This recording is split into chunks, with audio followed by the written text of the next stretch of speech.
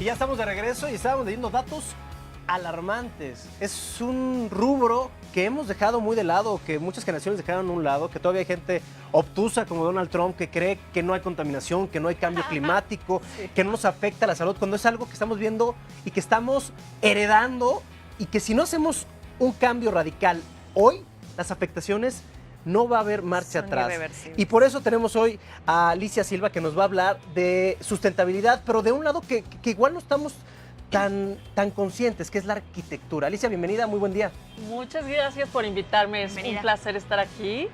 Y bueno, la verdad es que es súper importante hablar de sustentabilidad adentro de los espacios construidos porque el 90% de nuestra vida se pasa dentro de un edificio, de una casa, de una oficina y pues definitivamente estas afectaciones que tenemos por los espacios en los que vivimos, pues afectan directamente nuestro desempeño, nuestra salud y quiénes somos como personas, porque eso es lo que estamos todo el tiempo viviendo.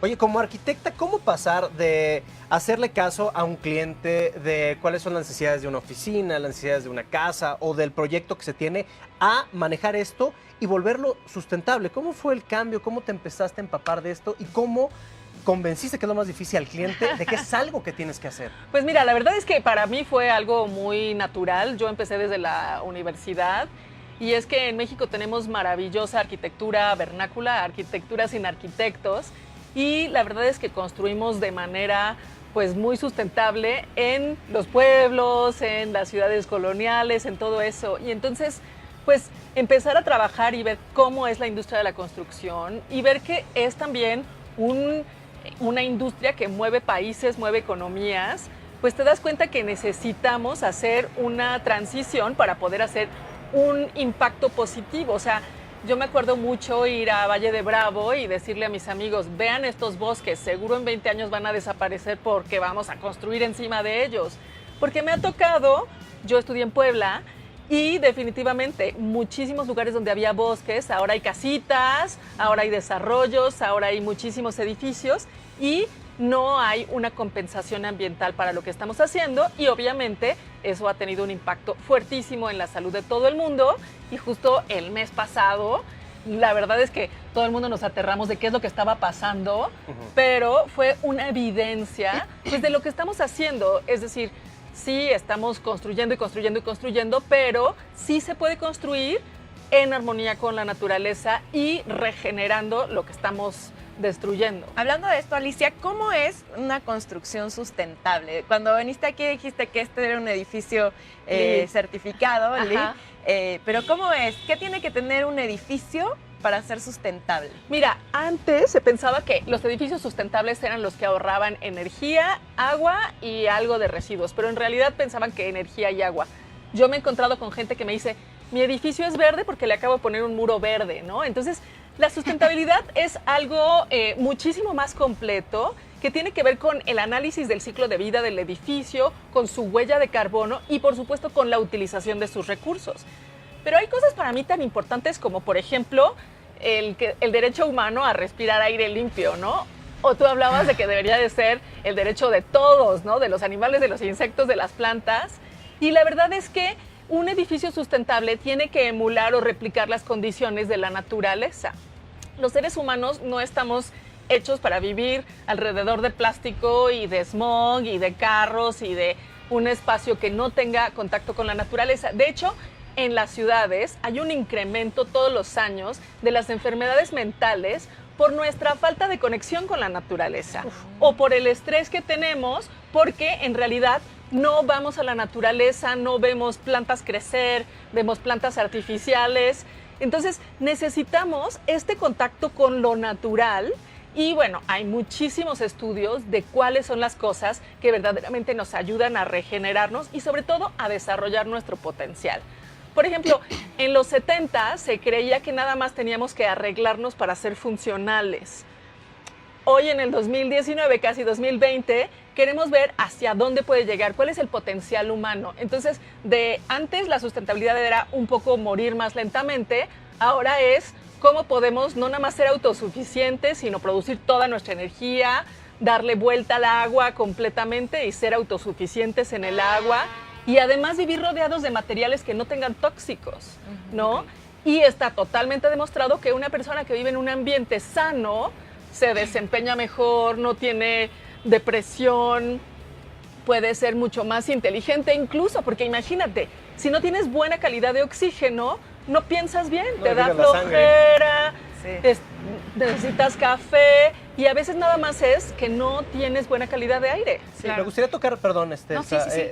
dos ejemplos puntuales. Uno que trabajaste de la mano, que es la Torre Mayor, y Ajá. otro que se ha visto mucho en redes sociales de un edificio que filtra el aire, que lo limpia. ¿Podemos hablar de estos dos ejemplos, por ejemplo? Claro que sí. Mira, Torre Mayor es uno de nuestros proyectos consentidos, la verdad lo queremos muchísimo y la verdad es porque todo su equipo y su compromiso con el medio ambiente es altísimo. Entonces, definitivamente ellos han hecho muchísimas cosas para mejorar la calidad dentro del edificio, tienen sistemas de rayos ultravioletas cuando entra el aire. Uno de nuestros retos, por ejemplo, cuando vamos a hacer certificaciones de edificios existentes, es que no tienen retornos de aire, es decir, no jalan aire del exterior para meterlo. Y el problema con eso es que todos los seres humanos expiramos CO2. Y la única manera de deshacernos del CO2 es con la renovación de aire. Entonces, las leyes mexicanas, ninguna exige que pongas esta renovación. Pero si tú eres una persona, olvídate del medio ambiente. Si quieres respirar decentemente, necesitas que ese CO2 se disuelva. Claro, vivimos en una ciudad que está contaminada, entonces es como una cosa donde tienes que jalar el aire del exterior, lo tienes que filtrar y después tienes que quitar el CO2. Pero es súper importante entender que hay una conexión con la calidad de aire del interior, con la calidad del aire del exterior. Es decir, por más que queramos separarnos, no se puede.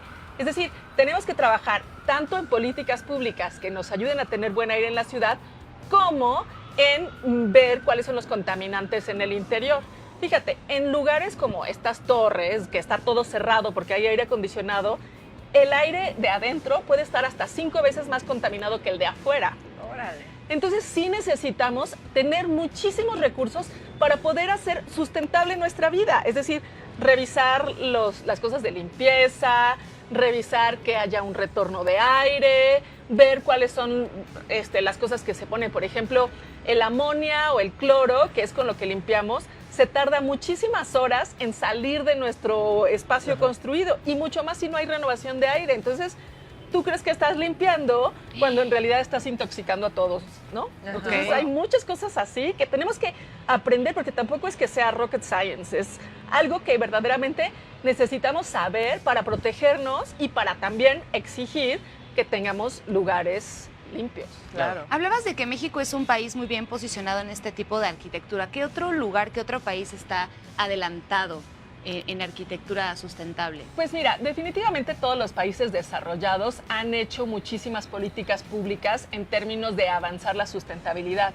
Desde movilidad sustentable, como vemos en Ámsterdam y en Europa en general, Barcelona es un ejemplo impresionante. Y yo creo que la gente, yo me acuerdo cuando empecé a trabajar hace 10 años, me decían, es que la sustentabilidad es una moda. Pero bueno, ya llevo 20 años en esto y sigue sin pasar la moda. Entonces, es bien importante ver cómo las políticas públicas definitivamente hacen una diferencia en hacia dónde va. Ahorita, por ejemplo, la ciudad de Lima, en Perú, acaba de pasar una ordenanza donde te dan privilegios y te dan beneficios por hacer edificios verdes. Y de pronto, algo que no nos había pasado, hemos trabajado en Perú, tenemos muchísimas propuestas que estamos haciendo porque una sola ley está impulsando los edificios verdes muchísimo. México, independientemente que no tenemos absolutamente ningún incentivo, desde el 2017 está entre los 10 países que tienen más edificios certificados LEED. Y mucha gente dice, es que es de Estados Unidos y lo que sea. La verdad es que LEED tiene un grupo de expertos a nivel internacional. Yo participo muchísimo en eso. Y la verdad es que estamos tratando de adaptarnos, pero de verdad subir las prácticas, ver lo que sí se puede hacer. Y en México hay muchísimo capital humano. La verdad es un honor decirles que la mayoría de los edificios que se certifican LEED en México se certifican por mexicanos y no vienen los extranjeros a certificarnos. Entonces eso es muy lindo.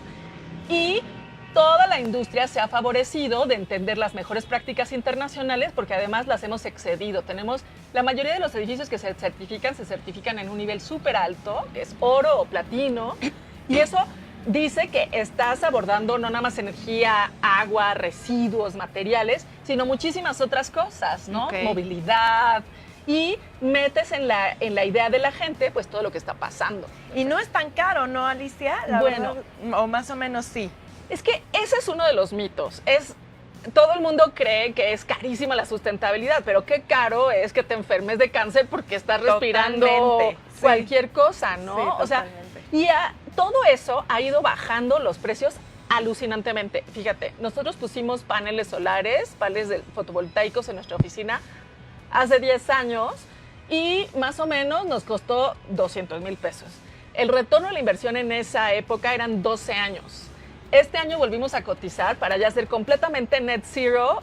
Necesitamos 21 paneles y el retorno de la inversión son 3 años. Eso es, Rapidísimo. de verdad, todo el mundo deberíamos de poner Sí. paneles solares, sobre todo en México, en el norte de México, bueno, Sí, olvídalo. sería maravilloso. Pero mi punto es que la tecnología está avanzando, la tecnología está cambiando y mucho más porque entre más gente esté preocupada por la sustentabilidad y le ponga su dinero a eso, es alucinante. O sea, tenemos muchos más materiales, muchas más cosas. Sí. Ha sido fuertísima la transición. Alicia, ¿dónde te puede encontrar la gente si quiere hacer un proyecto LEED? Claro, bueno, pues estamos en revitalizaconsultores.com, también nuestras redes sociales, Revitaliza Consultores, en Facebook, Instagram, Twitter, todo está, pues Revitaliza Consultores y estamos haciendo pues un chorro de newsletters, cursos todo el tiempo, entonces pues está increíble que la gente, aunque no se vaya a dedicar a hacer edificios, pues que sepa cómo mejorar su aire. Que estemos en bien su casa, informados. exactamente. Claro, pues muchas gracias por la visita, Alicia. Gracias. Esperamos tenerte por acá de regreso muy pronto para que nos sigas contando al respecto. Claro.